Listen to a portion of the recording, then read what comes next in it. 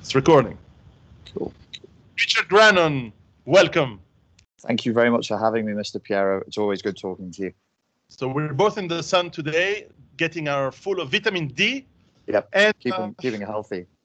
I've been following your channel, and I encourage everyone to do so on both of your channels, which you can find on YouTube, but also your discussions. I think it's called Tentacle Croissant with your friend in Prague. Very interesting and very funny discussions as well. Richard, in what kind of mess we are now, 18 months, more than 18 months into this crisis? I would think the mess is becoming it's it's becoming beyond financial, beyond political, beyond ideological, and now it's getting personal. Now it's becoming an emotional and psychological issue, just because this level of alienation and isolation is psychosis inducing. If it doesn't end soon, and I mean, we might have maybe till the spring, and I don't even know if we have that. The winter may break us. I don't know, because I don't know how bad this winter is going to be, but I know it's going to be bad in terms of just flu deaths now, because the weak, not to sound cruel, but some people are in a weaker state in terms of their immune system. They're going to die in unforeseen numbers now of flu viruses, as they do every year, but usually they would be it would be spaced out over a 2-year period. Now all that death is going to come in one, so we're going to have a very bad winter. We're still going to be dealing with restrictions. We're still not going to have our freedoms. We're still isolated and alienated. We're getting addicted and conditioned to the isolation and alienation. Psychosis is in our future. Psychosis may even be in our present, mate. We may already be going mad collectively as a culture. I agree. Now, whether all this crisis was planned, and I don't think so, or it was used opportunistically and managed in very unprofessional and clumsy way. After 18 months, however, we start to see some patterns. The patterns of management, they are clearly organized. And since I don't know who is they who are managing this, I wonder, and perhaps you have some clues on that, is what is the psychological profile of the people who are organizing this now? To the extent that there is organization, I agree with you. In the beginning, I saw a much broader conspiracy. And now with the sheer levels of clear incompetence and wastage, I mean, if this was a Nazi or a Stalinist takeover, it would be the worst one in human history. So maybe it is a failed coup, a failed attempt, and now it's fractured and it's broken down into different groups and subgroups and different agendas running.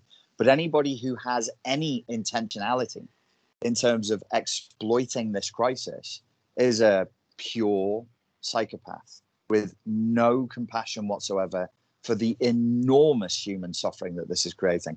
For you and I, who are, we're somewhat financially independent, we've been living outside of the mainstream culture for, I think you just cited 15 years. I'd say for me, it's a good 10, where I was just traveling and moving. Listen, it's not that big of a deal for us or for people like us. If you're middle class and up, it's not that bad.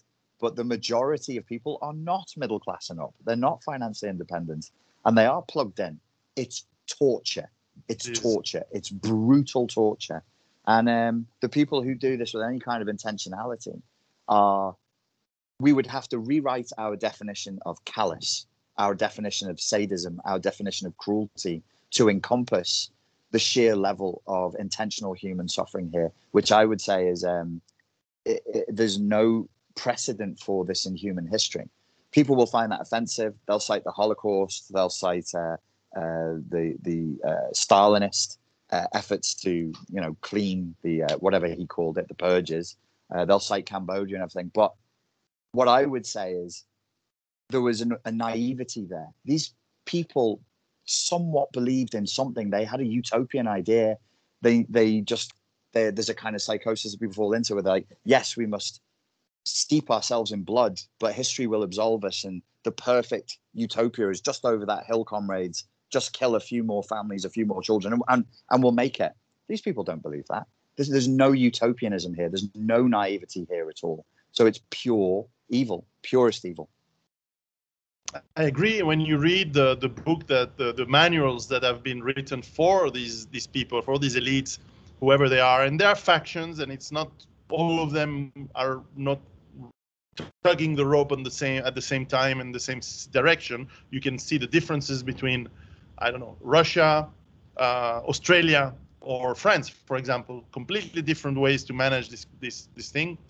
More or less brutal, more or less free. The scary part is that we don't see any way out, because a lot of these people, for sure, they seem to double down at every step. And there's less death. Let's go with cases. There's going to be less cases. Let's blame it on non-vaccinated. There's going to be more flu deaths this year. Let's blame it on a fifth wave or a sixth wave or whatever.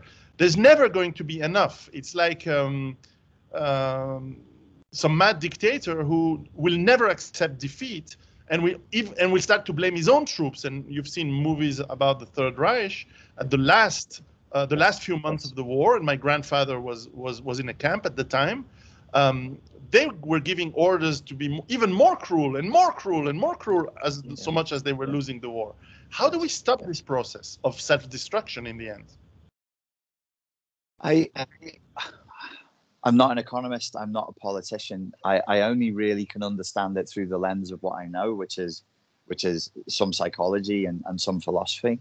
And that there is no, well, let me be brutally pessimistic. There is no collective solution here. What's going to happen is going to happen. We are in a state of inertia now that this wave cannot be stopped. We are going to arrive at a destination, and it's not going to be pretty.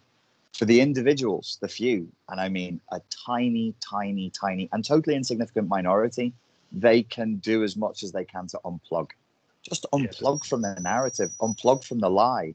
Don't be bullied into telling lies like everybody else is. This is really a weird moment in human history, where it's become as stripped down as truth versus falsehood. Will you tell the truth or will you lie? This is the apocalyptic moment of the day of judgment. Will you lie or will you tell the truth? And it won't be everybody who passes that test. It just can't be. At this point, it just cannot be. So I don't have a solution. I think this problem is too large. But for certain individuals, or if people want to gather together into their own clans, but you must leave the culture. There's no solution from within the culture.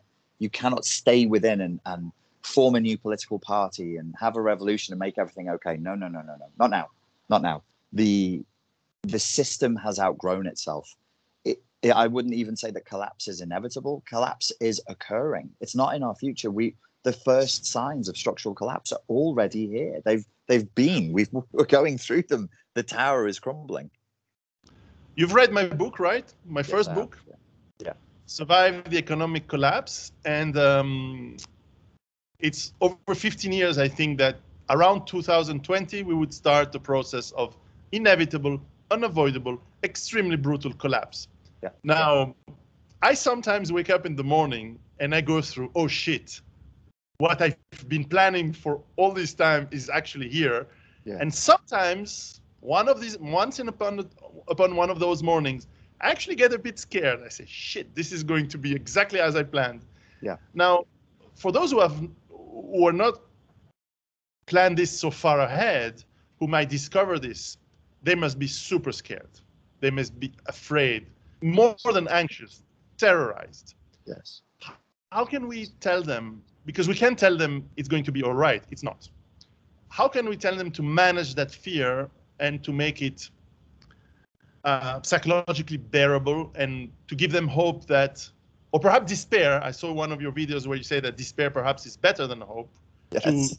To go ahead and it actually push them to act. And if act towards what? So in traditional psychology, where it bleeds over into life coaching, you would say, here's 15 steps that manage the fear and reduce the fear and all the rest of it. I say, no, listen to the fear. Listen to it. It's right. The fear is right. This is not a neurotic fear. This is not a phobic response. The threat is real. The collapse is imminent. Despair despair, and then grieve. The shift that I would offer people that would be useful would be philosophical to the point of being religious. You must have a different perspective of life. And remember this, it's always been the apocalypse. It's always been awful. Everything is always the apocalypse somewhere on earth. So when you read the book of Revelation or whatever apocalyptic text, where that individual is seeing into a future, they're seeing into a future that's individualized and localized. And I mean, what would it have been like in Iraq, in the early 2000s? What would it have been like in Rwanda? That would appear to every individual localized point of human consciousness as the apocalypse. Were they wrong? No, that's as apocalyptic as it gets. People are being hacked to death in front of you, your family, your friends, your children, on the basis of what? On the basis of some vague notion of ethnicity. Bosnia, 1993. What would that have appeared like in Sarajevo? What would that have appeared like at Srebrenica? The apocalypse. It's always awful. And we've always survived. We've always managed. We've always pulled through it. Because the truth is, we're extremely tough as a species. We're extremely tough as individuals. But we're brainwashed now to think that we're weak, to think that we can't cope. So our fear is, I fucking won't be able to cope. I'm not going to be able to cope with this. It's going to be horrendous. Yeah, it's going to be bad. But you always did. Every iteration of your ancestor did cope with it. How do I know? Because you're here. You're here. You have their eyes, their ears, their nose, their hands. They don't belong to you. They don't belong to me. They belong to the people who came before me. They all survived. It's always been awful. To a degree, it will always be the apocalypse. And we will survive this. That's how I would frame it for people if they wanted to feel a little bit better.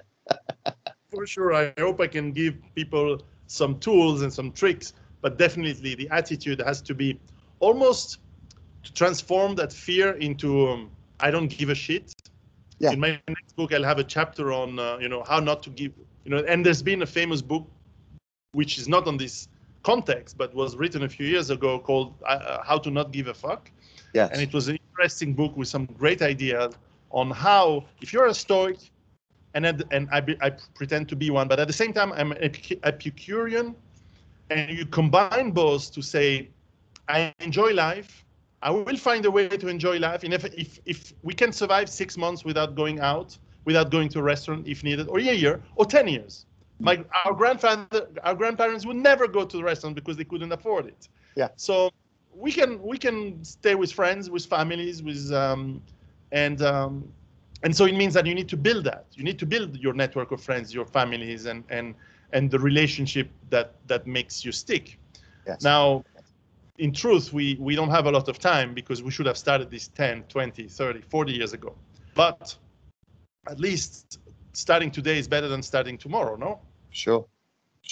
And I think that needs to be the attitude is we'll make do because we always did. It's not like when we were, Neanderthals, everything was prepared and we knew where the predators were. We didn't have drones. We didn't have sat-nav. We just fucking well made do and we got through it. If our perception of ourselves is tough and strong, the fear will go down. If you, there's a book called Feel the Fear and Do It Anyway, which is a good book. People should read it. If you have the attitude, and she says this, the author of the book, she tells people to say this, whatever happens in the moment when it comes up, I'll deal with it.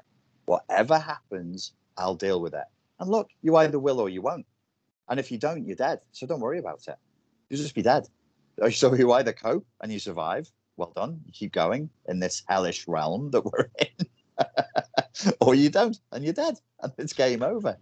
It's a bit bleak to modern ears, but that's only because we've been so spoiled. We've been so lucky for so long, and we imagine that this is the reality. No, it isn't. This is a freak occurrence. We've lived inside of almost not random, but let's say contingent, spontaneously occurring wave. And we've existed in the peace between two waves. And we think, oh, this is life. Life is McDonald's. Life is restaurants. Life is cinemas. Life is... No, it fucking isn't. Holidays. Flying around the world to go and eat food from another country cooked by a poor person. No, it isn't. That's not life. Maybe for kings and queens, but they enjoyed a fraction of a percentage of what we can enjoy in terms of physical indulgence today. It's a freak occurrence of unprecedented affluence, and quite frankly, it's made us mentally ill. We need less of it anyway. And I think there just has to be a kind of acceptance that this is not the end of something wonderful. It's a return back to normality. That's what we're facing. Okay, so people should live, embrace that fear, and try to find their survival instincts. I kind of keep my hope that every single politician of the last 40 years will go the same fate as Gaddafi, just because. But in my day-to-day business, in my day-to-day work, you can have dreams. In my day-to-day business, psychologically, okay, you don't want to give these 15 rules on what to do because they probably don't exist. But give us some simple exercise to work on our psychology, to work on our routines or our ways of thinking, so that we don't become, fearful of the fear and also act stupid, which is usually a problem in survival situations.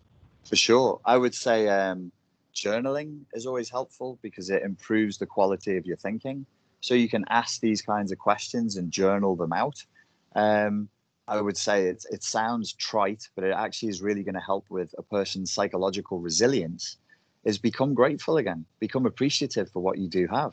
So if every day you're journaling and you're writing down 3, 4, 5 things that you're really grateful for, that you really appreciate, like your health, like your family, like the stars, like the breeze in the trees, the most wonderful things in life, the things that raise your consciousness and raise your reverence for life, they'll all survive. They've always been there.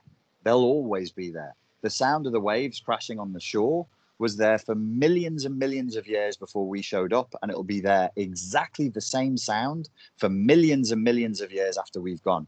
So appreciation, gratitude, focus on the things that lead you towards a sense of reverence for life, and start thinking in broader terms. Think about time, think about infinity, think about mortality, how short our lives are, what silly, posturing, desperate little scurrying creatures we are, trying to build things and stand on each other's shoulders and poop on each other's heads and fuck each other and eat as much as we can, fuck as much as we can. We're hysterical little animals. So these are perspectives that will help people to find some serenity, because the serenity won't come from out there.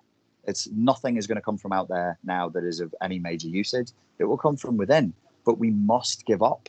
You must despair. You must give up. Let go of this culture. Let go of all of the externals. Because if you cling to them and they're torn away from you, it'll pull your arms and legs off. But if you've already let go of them and they're torn away from you, it has no impact on you at all. So seek, therefore, I would say, for some kind of serenity. If you are a religious person or you have any religious predilections whatsoever, focus on them. Focus on them. Focus on infinity. Focus on God. Focus on what it is to be a human and what might happen to us after we die. That will give you the resilience you'll need to deal with the times that we're about to go through. Have you been reading my new book, that my book that is not yet out, that I write right now? Psychically, yeah, I'm stealing your ideas.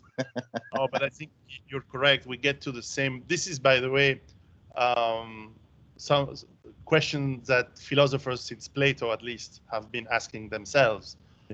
How to die, how to live, how to be virtuous, how to not, be whining. I'm moving from Plato to Nietzsche in one sentence. Yes, but that was quite a jump, but yes. Or you seem to really like Dostoevsky recently, and I agree. Yes. He's one of the best authors ever. Yeah. And these questions have been going around, which goes to what you just said. Yeah. This is on a different magnitude, but the problem, because we're so many more, we are 8 billion. But when we were 1 billion at the time of Dostoevsky, 1 billion and a half, perhaps, fundamentally humans are the same, and the dynamics in society, within people, family, despair, psychopathy are with us since the dawn of humanity, or humanity, we have to say this day. But where can people learn more about you? Because I think your content is exceptional. Where can people find your thoughts and your ideas more? That's very kind of you. I appreciate you saying that, mate. I'm there on YouTube. Probably the most of my material. I have a channel that's just called Richard Grannon. That's a psychology channel, and then I have a channel called Richard Grannon Philosophy, which is more where I attempt to share because I'm not a philosopher. I have no degree in philosophy, so I'm learning as I go. And as I'm learning as I go, I share what I've learned. So you're getting naive interpretations of philosophy that's very well trod. But I think it's useful to hear somebody's naive perspective, because if you hear the experienced perspective, it has a kind of cynicism baked into it. So I get things wrong, of course, and I misinterpret what I'm hearing, but those misinterpretations could be useful to people, so they can find that stuff on the philosophy channel. I wonder if Aristotle or Marcus Aurelius had a degree in philosophy. I don't think so. I'm sure that they didn't. So degree is not fundamental. What is important is the quality of the thought. Well, Richard Grannon, thank you very much. We should talk again soon. And in the meantime, enjoy your time in Geneva, as I will here in Geneva, in Ibiza, and me in Geneva.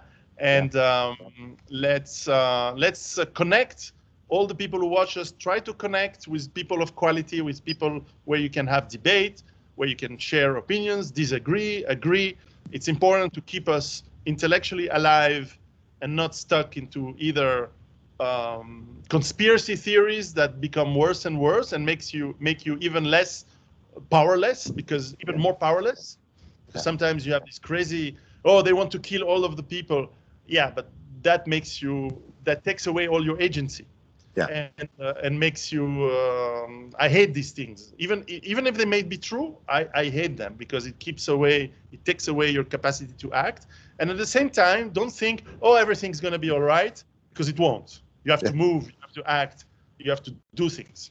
Yes, 100%. 100%. Take care. Thank you very much, sir. Speak to you soon.